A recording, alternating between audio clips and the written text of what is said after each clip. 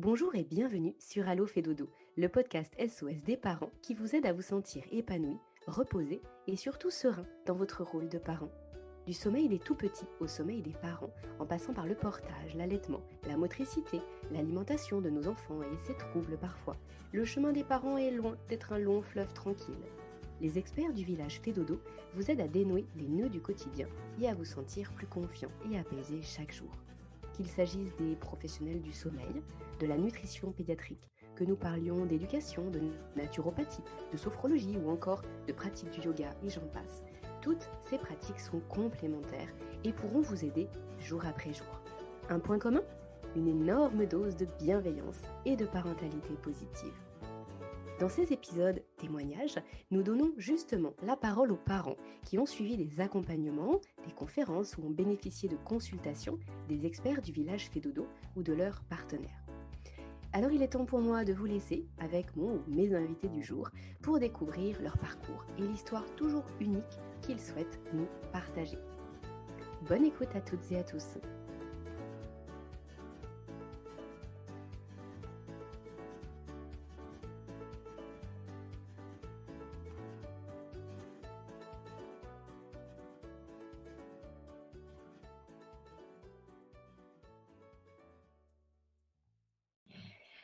Bonjour Aude et bienvenue sur Allo fait dodo. Bonjour. Aude, je suis ravie de vous recevoir. Vous avez eu envie de nous partager une petite partie de votre histoire avec votre fils Noah, qui va avoir bientôt 6 ans. Aude, vous avez eu recours au service de Lorane Aliran chez Apinani. Apinani qui est une marque de fait dodo pour dénouer les nœuds du quotidien, donc en relation avec les situations un peu difficiles à la maison, avec votre fils qui Tout à grandit. fait. À 6 ans, il se passe plein de choses. Ouais. Et justement, Lorane, elle est venue, au travers d'une certaine guidance parentale, vous aider, j'imagine, à comprendre des choses et à mettre en place de nouvelles choses. Et c'est ce que vous avez envie de nous partager aujourd'hui. Alors, je vous propose de démarrer en nous expliquant un petit peu dans quel contexte vous avez eu recours à Lorane. Comment est-ce que vous avez entendu parler d'Apinani et qu'est-ce qui se passait pour vous à ce moment-là? Mmh. Et ben, en fait, ça faisait quelques mois, quelques années même que, voilà, s'installaient, des comportements desquels on n'arrivait pas tellement à sortir avec Noah, un fort caractère, un petit garçon qui a un bon caractère et voilà, nous, on avait eu beaucoup de lectures depuis avant sa naissance et puis les années qui ont suivi sa naissance de voilà, sur la parentalité bienveillante, beaucoup d'intérêt pour tout ça, mais finalement peu de clés pour les mettre en place. Donc ça restait très Mmh. théorique et voilà, en se piquant au réel, en fait, on a éprouvé vraiment le besoin de se faire accompagner parce qu'on savait qu'il y avait des solutions qui existaient. Donc on s'est dit: «C'est quand même dommage de pas allier la pratique à la théorie».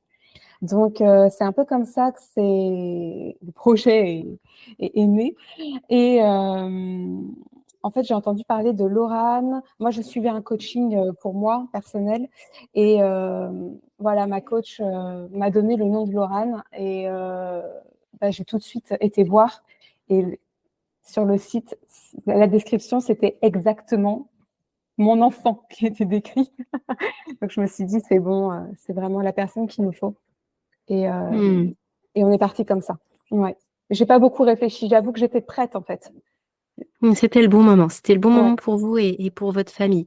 Et je ouais, dis votre complètement. famille parce que malgré tout, il faut que l'ensemble des personnes concernées, puissent, aussi s'investir. Enfin, je pense que, Ouais. je parle pas de votre enfant, mais j'imagine que cette démarche, on l'a fait aussi, à 2. Complètement. Parce que, les 2 parents sont quand même concernés par ce qui se passe dans le quotidien et c'est plus facile dans la cohérence de ce qu'on va mettre en place pour l'enfant. Est-ce que vous voulez nous dire quelques mots justement de dans quel état d'esprit était votre conjoint par rapport à cette démarche que vous entrepreniez? Oui, alors, il était très partant, du coup, pour qu'on se fasse aider. En fait, souvent, moi, j'apportais des idées de comment on pourrait faire autrement, comment j'avais lu que...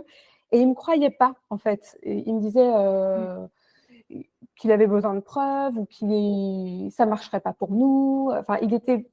Voilà. Et donc, quand je suis arrivée en lui parlant de Loran, il a été hyper enthousiaste parce que il coinçait sur les mêmes points que moi. Hein. Donc, il a vu le potentiel. Et là, je me rappelle une fois, il m'avait dit on verra ce que Loran dira. Et à ce moment-là, on fera. Enfin, il ne voulait pas trop me suivre moi dans ce que je voulais proposer, mais il voulait voir ce que la coach allait dire, en fait. Donc, il y avait un Oui, peu mais c'est intéressant parce que du coup, ça introduit une tierce personne Exactement. Ouais, ça fait Et prendre ça un m'a pas beaucoup aidée, du de coup, côté. moi-même, dans, voilà, dans l'idée que j'avais derrière la tête. Quoi. Alors Aude, rentrons dans le vif du sujet. Qu'est-ce qui faisait que c'était difficile dans le quotidien? Qu'est-ce qui se passait avec Noah? C'était où le point vraiment où ça coinçait? Ou peut-être les points d'ailleurs? Ouais, il y en avait beaucoup. Je crois que Laurane, on est arrivé avec une liste énorme pour elle. On avait beaucoup besoin de répéter les choses avec Noah. On répétait. Les choses n'entraient pas. C'est un petit garçon qui aime bien nous défier. Donc, beaucoup de mal à intégrer aussi les routines quotidiennes. C'était beaucoup de tension, en fait, autour du quotidien, quoi, vraiment. À mettre les chaussures, le manteau, prendre le bain, enfin, tout était vraiment source de conflit, quoi. Donc, beaucoup de conflits, en particulier avec moi. Il est plus dans le défi avec moi encore qu'avec son père. Donc moi, j'en souffrais beaucoup parce que beaucoup de mal à passer des week-ends détendus ensemble, tous les trois. Ça se passe bien souvent quand je suis toute seule avec lui ou quand il est tout seul avec son père, mais tous les trois ensemble, c'était compliqué. Donc moi, j'en souffrais beaucoup et je me sentais souvent mise à l'écart en fait de la relation. Beaucoup de mal aussi à obtenir sa coopération, du coup, pas mal de chantage de notre part. Du marchandage, voilà, on te donne ça si, et un modèle qui ne nous plaisait pas, qui ne nous convenait pas en plus. Donc voilà. Et Oui, vous étiez dans un schéma où vous aviez l'impression de ne pas avoir le choix de faire comme ça, sinon il ne se passait rien, mais vous ouais. vous sentiez pas aligné avec ce mode d'éducation, en fait, si je comprends bien. En fait, complètement, il y avait un décalage en fait entre ce à quoi je croyais et dans la pratique, en fait, il y avait un chaînon manquant, il y avait quelque chose qui manquait en fait. J'arrivais pas à appliquer les théories. Je voyais pas comment faire en fait.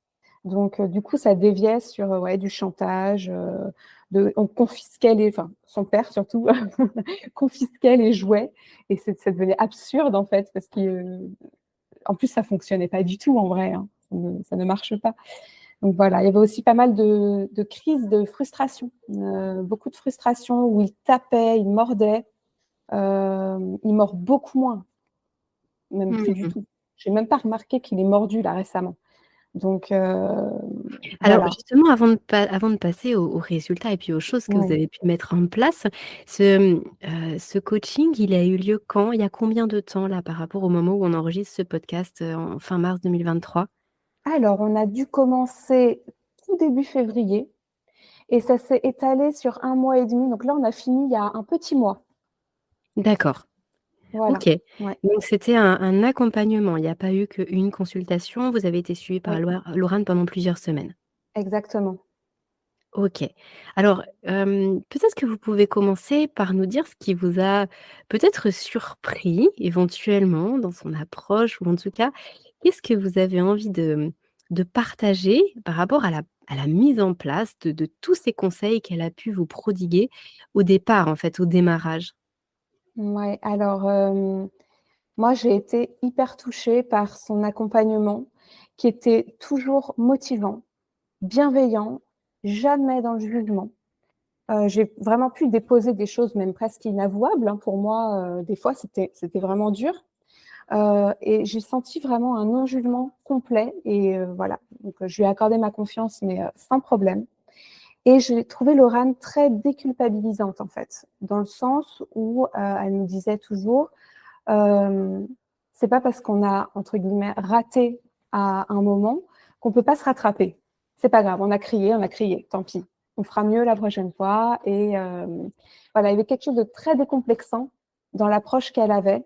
Et c'est quelque chose qui m'a beaucoup touchée, en fait.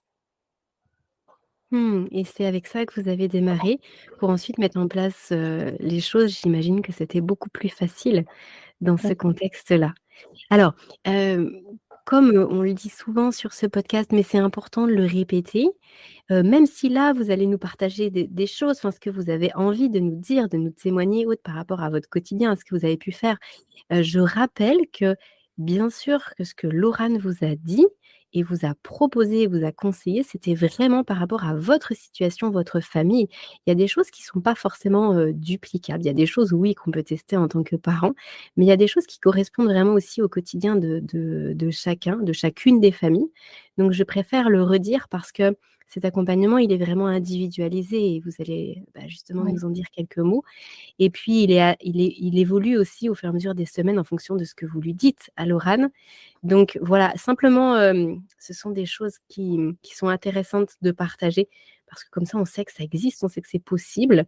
Mais, attention, parce qu'il y a des choses qui peuvent ne pas fonctionner dans tous les foyers et puis il y a d'autres choses qui peuvent fonctionner et que Lorane ne vous aurait pas dit et cetera. Voilà, juste pour je ferme la parenthèse, mais c'était important de le redire. ouais, super. Est-ce que vous avez, avec quelle exigence finalement vous veniez vers cet accompagnement? Est-ce que vous avez dit à Lorane par exemple: «Bah, moi je veux plus, crier» ou «Je veux plus de punition», comme vous avez cité ça? Est-ce que vous êtes venus avec comme ça des vraiment des objectifs très marqués et qu'est-ce qu'il en est aujourd'hui? Mmh. Hem, Moi, les objectifs que j'avais, je pense qu'ils étaient assez généraux sur, construire une relation de confiance et de respect à double sens avec mon enfant. Je voyais plus loin. Je me disais, j'ai envie vraiment de construire une relation sur la durée avec, cette petite personne et j'ai besoin que les bases soient solides tout de suite. Donc, c'était vraiment un de mes objectifs, principal. Après dans le quotidien, il y avait vraiment la question de dénouer des situations délicates, hem, tout en renforçant en fait le lien entre nous. Hem, j'avais une question qui revenait beaucoup, qui est revenue tout au long de l'accompagnement d'ailleurs sur, en fait, une grande question, c'était quelles conséquences je peux donner, hem, quand, ça dérape ou voilà. Je cherchais en fait, il y avait une recherche de conséquences, j'étais un peu à court d'idées en fait. Et là, je cherchais des réponses. Et la réponse que j'ai obtenue était assez surprenante finalement, et ça m'a beaucoup marquée. Mmh. Euh, J'en parlerai peut-être tout à l'heure. Je ne sais pas si je développe maintenant. Oui, vous pouvez développer, au contraire. Là, vous nous Ok. avez, fait un bon teasing. Bah, par exemple, voilà, je sais que plusieurs fois dans l'accompagnement, je demandais à Laurane, mais là, qu'est-ce que j'aurais pu choisir comme conséquence voilà, il a débordé du cadre, il n'a pas respecté le timing, le truc, voilà. Et en fait, il s'est avéré que c'est pas une conséquence que je cherchais, c'était une punition. Inconsciemment, je ne mettais pas le mot punition parce que moi, je me disais non, moi, je suis pas une maman qui punit, je ne punis pas. Mais en fait, c'était une punition déguisée que je cherchais. Mmh. Et ça m'a beaucoup marquée parce que je me suis dit, en fait, c'est un super garde-fou parce qu'en fait, à chaque fois que j'hésite et que je ne trouve pas de conséquences, c'est qu'en fait, je cherche une punition. Donc, c'est pas la voie que j'ai envie d'emprunter. Donc, je sais maintenant que je peux tout de suite abandonner l'idée et qu'il faut que je trouve autre chose. Ah donc là, vous êtes vraiment dans le discours interne, en fait, dans ce que vous vous dites à vous-même Oui, et du coup, ça vient, donner aussi un cadre à ce que vous allez vous faire en tant qu'action, c'est ça? ouais, complètement. Et alors, est-ce que vous voulez nous donner quelques exemples? Ouais, complètement. Il y a eu plein vraiment, comme vous dites, de petites choses et qui, bout à bout, en fait, font vraiment la différence. Hem, je pense à démarrer la journée, par un temps ensemble, à jouer dès le réveil, au lieu de commencer par, voilà, le speeder, lui dire: «Dépêche-toi, faut s'habiller, faut se préparer». En fait, maintenant, on commence d'emblée, on prend 10 minutes, un quart d'heure pour, soit faire un câlin, soit lire une histoire, soit jouer ensemble, tout simplement. Et ça change la dynamique de toute la journée déjà. C'est fou, oui, parce que nous, Ouais. dans notre esprit d'adulte, on a tendance à se dire: «Bon, on fait déjà ce qu'il y a à faire et Mmh. ensuite on voit le temps qui nous reste». Mais dans un esprit d'enfant, ça marche pas ça. Exactement. Et là, on fait l'inverse. Et alors, ça a été magique tout de suite. C'est-à-dire Mmh. qu'avec Laurent, on pensait qu'on rencontrerait un peu de résistance avec Noah, parce que c'est vrai qu'il a son petit caractère. Et il nous a vraiment beaucoup surpris parce qu'il a adhéré immédiatement aux propositions, en fait. Et ça, juste le détail de démarrage de journée, ça a été immédiat. Il a tout de suite coopéré. J'ai arrêté d'être vilaine maman au réveil au bout de 2-3 jours. Il avait compris que je venais pas pour l'embêter et le tirer du lit, mais que je venais pour jouer avec lui et passer un temps avec lui, en fait. Oui, même un temps court, ça Oui, restait un temps de qualité et c'était complètement. ça qui faisait la différence. D'accord. Exactement. OK. Ensuite, un deuxième outil qui nous a révolutionné la vie, c'était de lui redonner de la maîtrise avec la gestion du temps. Ça a été hyper fondateur, en fait, dans l'accompagnement, parce que du coup, maintenant, il a son horloge, son timer, son sablier, et il apprend toujours, hein, voilà, il joue toujours avec des limites, mais maintenant, il sait que on lui donne jusqu'à telle heure, par exemple, quand on a mis des petites étiquettes, quand la petite étiquette est sur le 10, bah, il sait qu'il faut être dans la cuisine pour le petit déjeuner. Et s'il dépasse, bon, bah, soit on n'a pas le temps de prendre le petit déjeuner complet, donc on va adapter. Et puis s'il dépasse complètement, bah, il n'y a pas de petit déjeuner. Jusqu'ici, c'est arrivé une seule fois qu'il n'y ait pas eu de petit déj du tout.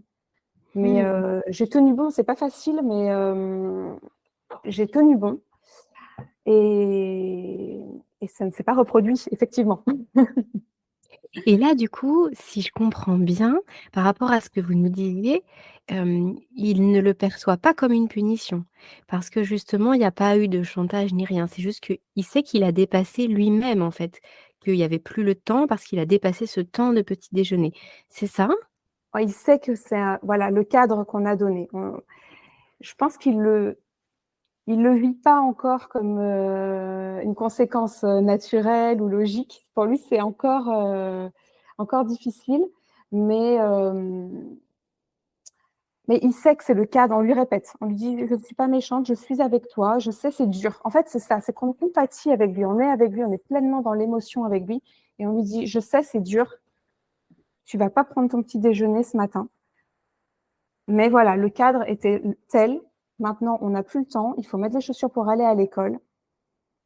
Et voilà. Donc, et après, ça passe et la conversation revient sur le chemin de l'école et à nouveau, Mmh. voilà, on rentre pas dans le conflit en fait, c'est ça.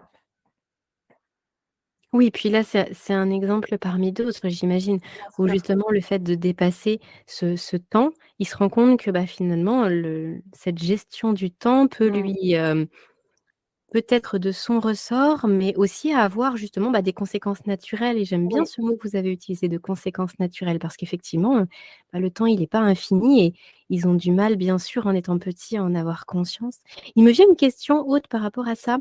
Vous avez dit qu'il avait été très coopératif, Noah, depuis le début. Est-ce que vous l'aviez, prévenu que vous alliez être dans cette démarche-là? Vous lui aviez indiqué qu'il y allait avoir, bah, des consultations avec une coach pour justement, bah, que la relation avec lui se passe mieux et cetera? Oui, on lui a exprimé. Après, je sais pas si il a tellement compris ce que ça voulait dire. On lui a expliqué, on lui a dit qu'on avait envie que les relations familiales soient plus fluides, qu'on avait envie de mieux communiquer ensemble. J'ai essayé d'utiliser des mots simples pour lui en parler, mais ça reste un peu abstrait, je pense, pour un enfant. Donc, on lui parlait de Lorane, mais ça n'a pas eu l'air de trop voilà, l'inquiéter, quoi. Mmh. Vous avez parlé d'accueil des émotions. Est-ce que vous voulez nous donner Ouais, quelques exemples par rapport à ça? Parce que j'ai la sensation que c'est quand même quelque chose de clé oui. lorsque, bah, pour les enfants, il y a quand même des bons tourbillons émotionnels quand ils sont petits, enfin même un peu plus grands d'ailleurs, mais je pense que ça, c'est une des choses les plus difficiles à gérer, non? Ouais, complètement. Sur l'accueil des émotions, alors chez nous, c'est assez divisé parce que moi, je suis très dans l'accueil des émotions. Vraiment, j'ai l'impression d'accueillir beaucoup. Et mon conjoint, lui, il est plus frileux par rapport à ça. Voilà, c'est plus difficile cet accès-là aux émotions. Donc, je pense qu'il y a un peu une double face dans la dynamique familiale. Donc ici, comment dire, moi j'avais l'impression que j'avais déjà mis pas mal de choses en place en fait. Noah, je l'ai toujours encouragé à exprimer ses émotions, à dire à nommer en fait les choses, euh, quitte à les lui suggérer parfois aussi un petit peu quand il était plus petit surtout. Voilà, j'ai toujours eu tendance à valoriser même ses pleurs, lui dire que voilà, quand il tombe, je lui dis jamais non, non, c'est rien. Je lui dis oui, ça fait mal, c'est horrible, quelle douleur. Enfin, voilà, encourager, j'ai toujours encouragé ça. Donc, on arrivait sur un terrain qui était déjà un peu préparé, je pense, à ce niveau-là. Ce qui nous a aidé à aller encore plus loin, c'est au niveau de la colère, parce que ça, c'est une émotion qui, pour moi, est un peu compliquée à gérer. Et parce que je pense que moi-même, c'est aussi une question de miroir avec sa propre histoire, hein, tout ça. Et moi-même, je pense que je suis mal à l'aise par rapport à ma propre colère. Donc du coup, accueillir la colère de mon fils, c'est très compliqué. Et Laura nous a fourni un outil assez génial. C'est une petite fiche sur laquelle elle récapitule tout ce qu'il est possible de faire quand on est en colère. Et donc, l'enfant peut choisir en fonction du moment, par exemple, de tordre un objet, de crier dans un coussin, de sauter. Il y a vraiment toute une liste d'idées. Et l'idée, c'est que l'enfant puisse aller exprimer son émotion, on va dire somatiquement, physiquement en tout cas, voilà, par le mouvement. Ça a été vraiment clé aussi dans l'accompagnement. Parce que qu'est-ce qui se passait du coup pour lui lorsqu'il était en colère? Ça se manifestait justement par la violence dont vous Ouais. parliez, lorsqu'il mordait. Donc c'était pour détourner en fait. Il s'exprimait de cette façon-là qui du coup était violente vis-à-vis de vous. Et du coup là, ça lui permettait de l'exprimer différemment, mais tout en continuant à l'exprimer. Complètement. Et puis de l'aborder aussi avec du recul. Parce que cette petite fille, du coup, elle est affichée dans l'appartement. Et il peut revenir dessus même quand il n'est pas en colère. Et on peut. Hmm. L'idée, enfin l'invitation de Laurent, c'était vraiment ça. C'était de pouvoir en reparler en dehors des crises, en fait, pour pouvoir mieux appréhender les fois suivantes, les prochains débordements, en tout cas émotionnels. Donc ça, c'était hyper intéressant de pouvoir ouvrir ce dialogue autour de certaines émotions comme ça qui peuvent être un petit peu plus envahissantes. Est-ce que vous avez envie de nous partager un outil ou quelque chose que vous avez mis en place pour que cette relation, tous les trois, en famille, soit plus apaisée et plus sereine? Parce que vous nous avez évoqué tout au Mmh. début de notre échange que c'était aussi vraiment un des points clés et une des raisons pour lesquelles vous aviez sollicité l'oral. C'était difficile. Comment ça se passe aujourd'hui et qu'est-ce que vous avez pu faire pour ça?